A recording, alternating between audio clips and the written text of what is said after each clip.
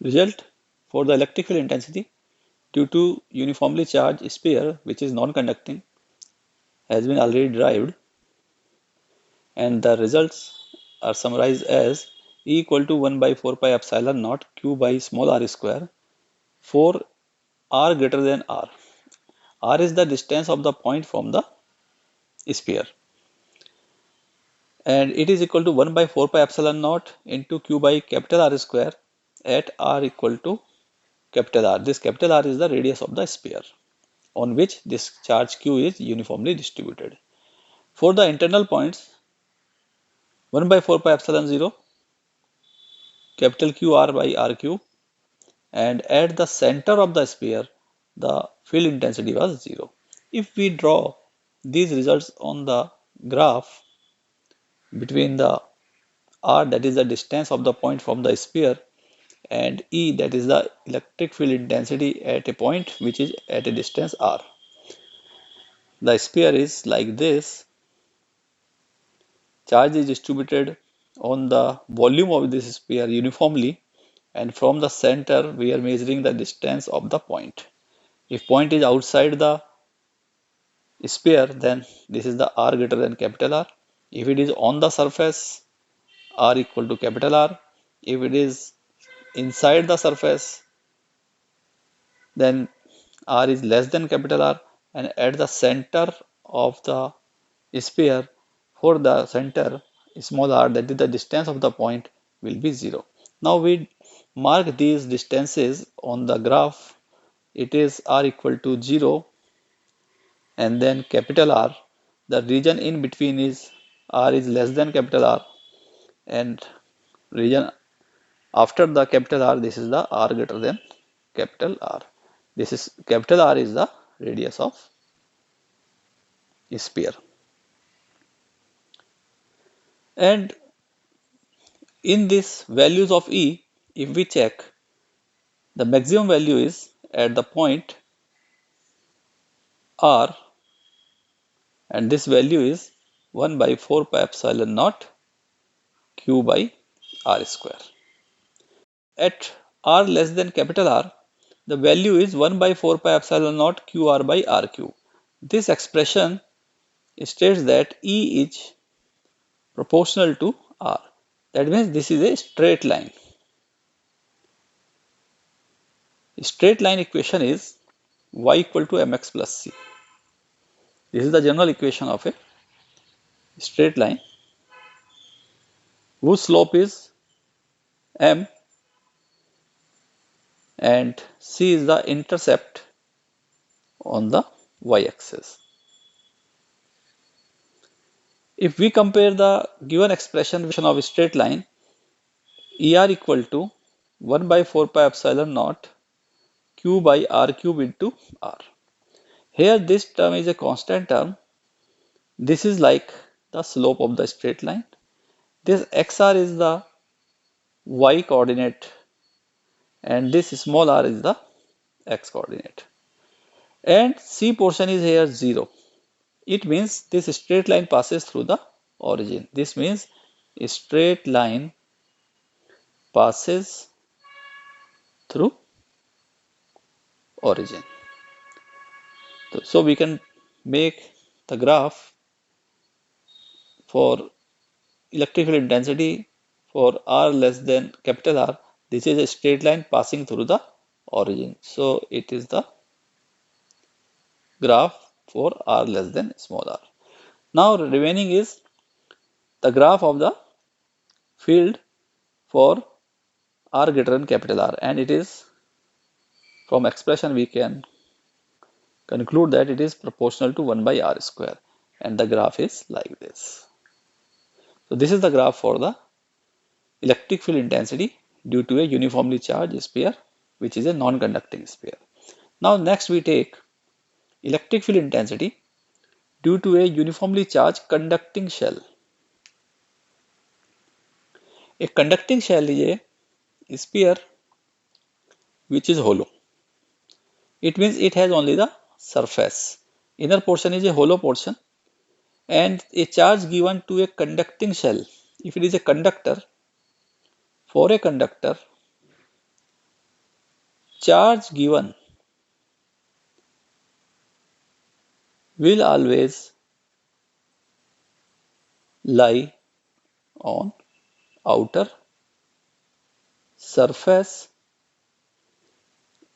in electrostatic state. Suppose this charge is a positive charge and there will be no charge inside the conductor. So further we can conclude that for a conductor in electrostatic state, electric field at the points interior or inside of the shell will be zero as no charge lie inside the shell. This can be also verified using the Gauss law, which states that flux E dot ds, this is the electric flux phi E, is equal to the charge enclosed. We write it is Q in or Q enclosed. Q in means Q inside divided by epsilon naught times. If charge enclosed is 0, then flux is 0. If flux is 0, it means electric field intensity is 0. Hence, now we come to the problem that this is the cell of a radius r and it has been given a charge Q, charge on the shell, conducting shell, and this charge lie on surface. We have to find the electric field at r greater than capital R equal to R less than capital R, and R equal to 0. So we will use the Gauss law to find the electric field. We redraw the figure again. This is the conducting shell which is given a plus Q charge, and in electrostatic state this charge resides at the surface of the shell. This is the center, say O, and now we take a point P which is outside the surface and it is R is greater than capital R. So using the Gauss law to find the E, this is integral E dot ds. We have already shown that this circle on the integral is referring the closed surface. It is equal to Q in, that is the Q inside the Gaussian surface by epsilon naught. Gaussian surface is an imaginary surface which is taken in such a way that electric field magnitude becomes constant for that surface and the direction of the field is along the area or 90 degree or 180 degree. That means it should be a normal or a parallel so that we can apply the Gauss law in a symmetric way. Therefore, for this spherical shell we will take the Gaussian surface which is also a spherical surface, and Gaussian surface drawn with the dotted marks. So this is the Gaussian surface, and this Gaussian surface has the radius small r.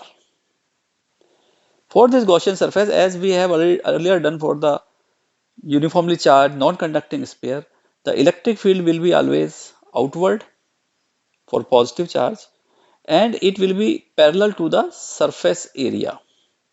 If we take an elementary surface on the Gaussian surface, it will be normal to the surface. E is also radial, so E and ds both are parallel. It means at each point of the Gaussian surface, E and ds are parallel, or we can say angle between them is 0 degree.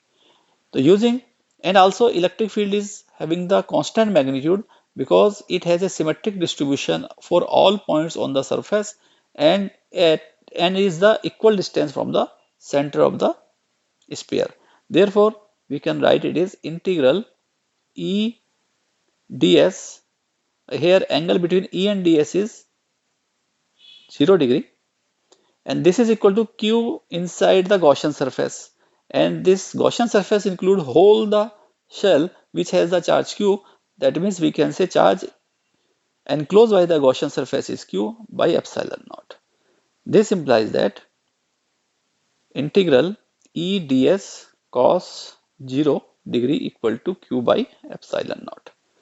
Now, E is having the constant magnitude for the spherical surface in this case, so it can be taken out of the integral, remaining is ds and cos 0 is 1, and it is equal to q by epsilon naught. Hence, E into integral ds, this is the total surface area of the Gaussian surface, and Gaussian surface is a spherical surface. And this spherical surface of radius small r will have the surface area 4 pi small r square, and it is equal to q by epsilon naught. Therefore, we can write E equal to 1 by 4 pi epsilon naught q by r square. It is similar to the point charge. It is similar to point charge q concentrated at center, and then the formula is similar to the point charge formula. In this way, we have found the electric field at the point outside the shell. Now we take the electric field for r equal to capital R, that is the point on the sphere. For the r equal to capital R, electric field will be, we put the value of r equal to capital R in the formula equation number 1. So we will get 1 by 4 pi epsilon naught q by r square. Third is, if r is less than capital R, that is point lie inside the spherical shell. This spherical shell having the positive charge q distributed on the surface of this shell which has the radius r. Now point P is at the interior of the shell.